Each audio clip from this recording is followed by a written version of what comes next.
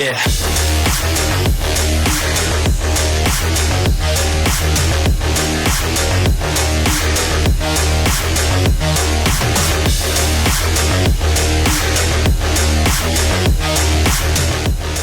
Welcome back to the channel. As always, first time watching, welcome in general. Today we're going to be working on the TJ and going to be doing something that I don't really feel like doing, but needs to be done. I mentioned in the first video when I kind of introduced this as a new project that it's got a small exhaust leak on it. So we're going to address that today. At first I thought it was just going to be the little lead donut gasket between the exhaust manifold and the downpipe. So I switched that out without recording it. Come to find out, unfortunately, it does have a cracked exhaust manifold. So we're going to work on replacing that. I'll flip you around, kind of show you what it is I ordered.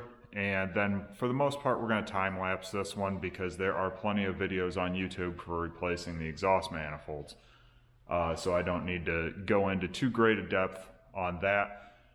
Give a quick rundown of what it is we're doing, then basically time lapse it. And unless there is something that comes up that really needs to be specifically addressed, we'll kind of leave it at that. But we're going to go ahead and take care of that today. Fingers crossed, all goes well. But yeah, let me flip you around and kind of show you what I ordered and what we're working with. Alright, so this is the new exhaust manifold. It is, basically the same as all the other ones that you can get on there. This is supposedly a upgraded design where they've added in these flexible joints in here. In theory, that's supposed to alleviate the common cracking issue. I don't see how that's going to help anything because basically the only part that's flexing is from here to here. What good does that do? This is where it usually cracks. I don't know what they were thinking because this is still a solid point, this is still a solid point, as is this and this. So I don't know how that's supposed to fix anything, but supposedly issue is taken care of. Like I said, this is where it usually cracks, is at the welds at the collector here. Mine has actually got a small crack right up there, and that's where my exhaust leak is coming from, not from the lead gasket that goes here. Anyway, ordered this, had great reviews, so hopefully it's all good. It looks to be pretty decent. Came with a new intake exhaust manifold gasket, a new lead gasket that looks like hammered hell, but I've got another one that I just put on that's in good shape, so we might just save this one for just in case. Also comes with the hardware for the collector down to the downpipe. I ordered an actual Fel-Pro gasket just because I feel more comfortable using that than whatever that cheap thing is. But either way, it's all the same. A lot of people have had perfectly good luck with that exhaust intake gasket thing. One other thing that we're going to go ahead and do right now is we're going to replace the motor mounts as well. Part of the reason that these have a tendency to crack is because your engine has movement to it, but with as short as the exhaust is on the TJs, it doesn't have a whole lot of movement to it. So if we stop the movement or minimize the movement of the engine, then it should minimize the cracking potential right here. So I ordered some new Daystar motor mounts with polyurethane bushings instead of rubber bushings, so it should be a little bit more solid. My motor mounts look fine, but it's very possible at 20 some years old they're sacked out and causing too much flex, and that could be what assisted in the cracking of the collector flange. So we're going to go ahead and throw these in while they're in there. These were relatively cheap. They do come in bare metal, and I went ahead and just used a self-etching primer and some of the Rust-Oleum Farm and Implement low gloss black and gave them a little spritz. They're nothing special. I just didn't want to put bare metal in there because then it's going to rust and really look like crap. Not that this is a show vehicle, but you know. So yeah, we'll go ahead and get set up with the other camera for time lapse, and hopefully we can get this back together. So yeah, we'll go with that.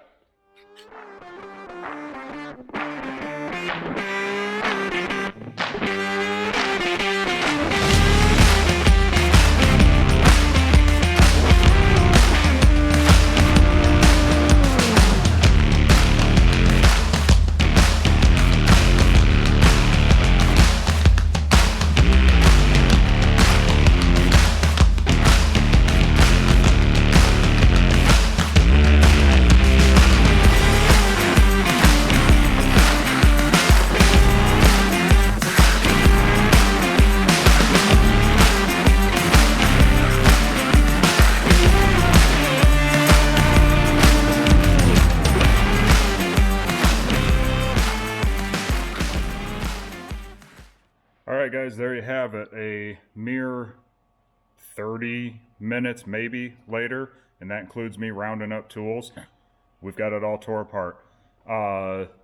Not a big deal. Honestly, everything is actually pretty easy to get to. Now, I admittedly am working with a lift, so I could raise it up to get at the 4 bolts, but if you have some wobble sockets, and I don't mean like a wobble adapter, but an actual wobble socket, 9/16, couple extensions and a ratchet, you're good to go. It's super easy to take off.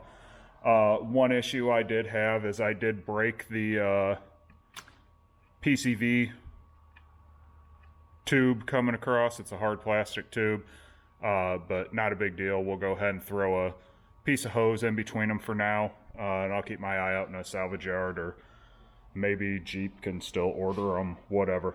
It'll be fine. Not a big deal. I did find, this is the old exhaust manifold, obviously. This is the crack that I was aware of. And here's one that I was not aware of. So, yeah.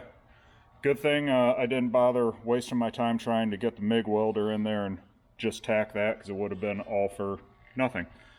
So, alright. I'm going to go ahead and get the gasket cleaned up, or the head cleaned up, and new gasket in place, and it'll just be reverse of what it was to take it apart. Hopefully within an hour or two we can have her all back together.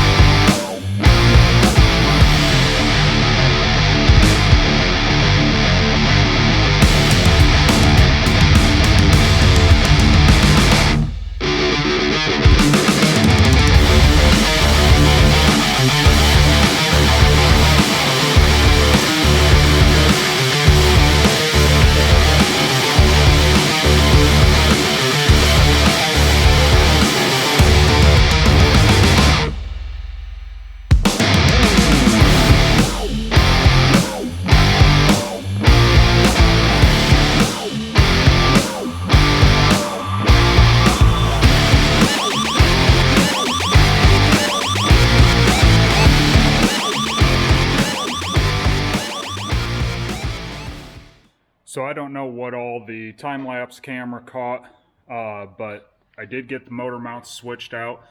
Honestly, this was the hardest part of it, trying to get everything to rock and line up and all that stuff. But motor mounts are in on both sides. Don't know if you can see that one, kind of maybe right there. But yeah, so those are all in. So now we can start the reassembly. Like I said, honestly, it took longer to replace the 2 motor mounts than it did to take all this crap off. As you can see, I've got the surfaces all cleaned up.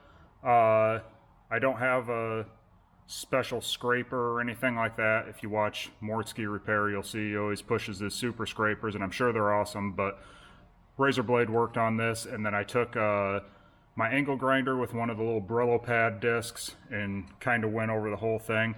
Any carbon buildup that was on the intake ports, I kind of scraped out, and then I took a shop vac, cleaned them out, wiped them out a little bit. They're not perfect, but they're better than they were. And then just kind of vacuumed all the crud from the gasket off of everything, just because we're in there, we may as well. Intake, went ahead and cleaned that up. Same thing, scraped it, Brilloed it. You want to be careful on the intakes. I believe these are cast aluminum, so easier to gouge this than it is the cast iron head. But these are all cleaned out, sprayed them, wiped them, all that stuff, so that should all be good. So I'm going to go ahead and pop a new battery in the time-lapse camera, throw it up, and we'll start reassembling.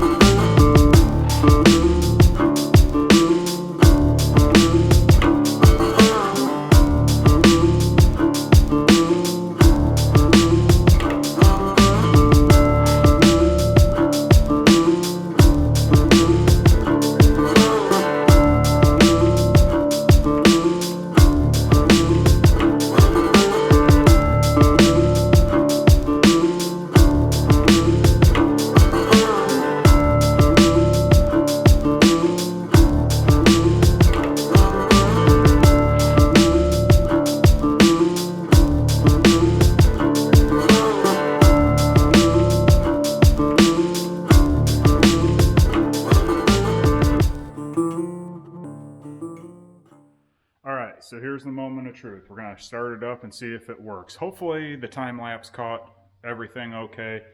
I'm not real good at, continuously moving the camera and everything, but it's honestly, guys, it's a pretty straightforward job. Now, of course, I say that not knowing if it works yet, but I'm pretty confident. I do want to show you a couple of things. I have worked on a lot of Chrysler vehicles over the years, doing the car audio thing, and with the car audio thing I also did a remote start, so I've dealt in the engine bays and the connectors that are on all their injector plugs and all that stuff.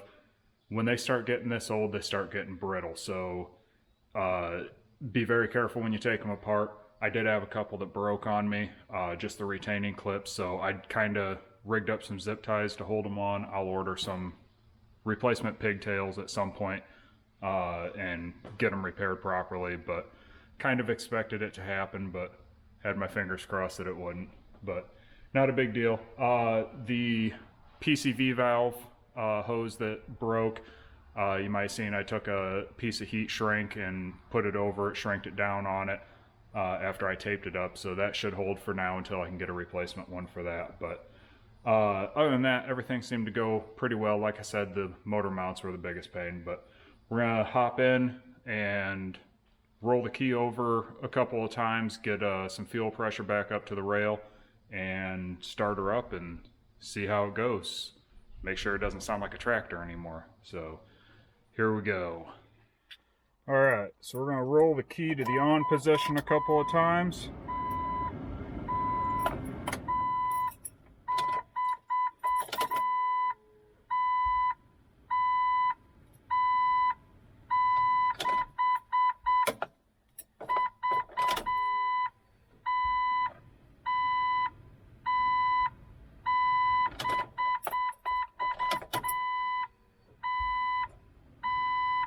I'm kind of listening to the fuel pump. You can hear it kick on, and I noticed that last time I turned it on, the tone of it kind of changed, so it might be getting it full.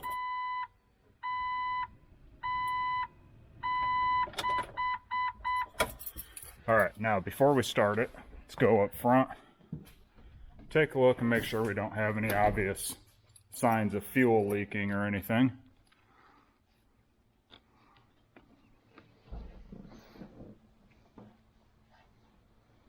Everything looks good so far. So let's try starting it up.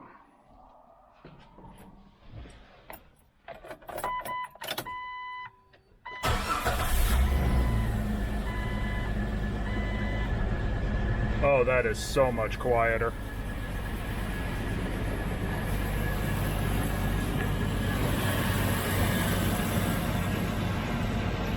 No longer clattering and sounding horrible.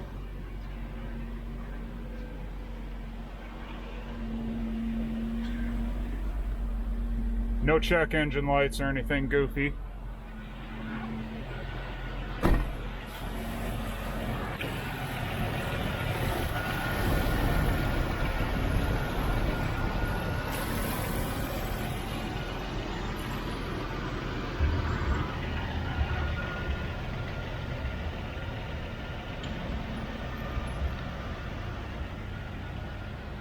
All right, well, it seems to be working.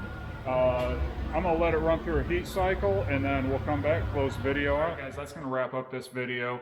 I know I didn't go into too many great details on the replacement of it, and I kind of time-lapsed everything, but there's a lot of videos on YouTube that kind of go over how to replace the exhaust manifolds on these. And I'm telling you, it is pretty much stupid simple. I know that if you went to a shop, they'd probably charge you a fair amount because it does take some time, but you know, it's not bad. Yes, I have the benefit of having a lift, but that can also be kind of a drawback too. You can do it with basic hand tools and a floor jack and a piece of wood if you're replacing the motor mounts. Otherwise, you don't even need the jack if you're just replacing the exhaust manifold. On that note, I would recommend probably replacing motor mounts while you're in there. Even if you go with the new style of exhaust manifold, which pretty much most of them that you're going to find are going to have those little flex joints that I showed in the beginning of the video. I don't know why they waste their time putting them there, because that's not where they crack, ever. I've never seen anybody that has it crack on the number 1 or the number 6 cylinder. That just isn't where they crack. So I don't understand the purpose of putting the flex joints there. But part of what makes the whole system crack, beyond just your normal expansion and contraction with different heat cycles and everything, is over time your motor mounts will collapse. That allows the motor to move more than it should, which creates stress on the exhaust, because the exhaust doesn't have a whole lot of room to move. When you disconnect the downpipe, it's not like it just kind of swings out of the way. You gotta muscle the thing out of the way. That tells you it doesn't have much room to move. So I would definitely put in different motor mounts. I went with polyurethane because I think they're going to hold up in the long run better, and they'll be stiffer. That will transfer more vibration through the vehicle, but I'll be honest with you, I'm running solid motor mounts with no polyurethane or bushings or anything in both of my Cutlasses, and you really don't notice that much of a difference. So if you're that concerned about it, you probably should have bought a luxury vehicle instead of a Jeep. That's all there is to it. Anyway, future plans to also help with having this happen again. I did order it's about a 10-inch long piece of flexible exhaust tubing, and probably going to cut that into the exhaust ahead of the catalytic converter there, so that the whole system has a little bit more room to flex and move and everything. Because although this wasn't bad to do, I don't want to do it again. You know, fair enough, I would think. Anyway, hope you liked the video. Hope it was helpful to some. Like I said, I know I didn't point out a whole heck of a lot, but it's really not that bad to do. Some hand tools, 9/16, 15mm sockets, extensions, wobbles, you know, normal stuff that most guys that are wrenching on their cars have. You know, you don't have to have the fancy power ratchets and all that stuff. You'll notice when I'm working on stuff, I kind of go back and forth to just standard ratchets, you know. But yeah, hope you liked it. Make sure you hit the like button, leave a comment if you so desire, and hit the subscribe button so you know when other stuff comes out. Not sure what we're going to do on the next video, or if it's even going to pertain to the Jeep, it might be back to something on the Cutlass or on the side-by-side or something like that. But I think the next thing I have planned for the Jeep here eventually is going to be probably upgrading the brakes on it, and then maybe some new tires on it. But I'm not mounting and balancing my own tires, so there's not going to be much to show with that in a video. So you'll just probably see it in the background in another video. So anyway, thanks for watching. Again, like and subscribe, and we'll catch you on the next one.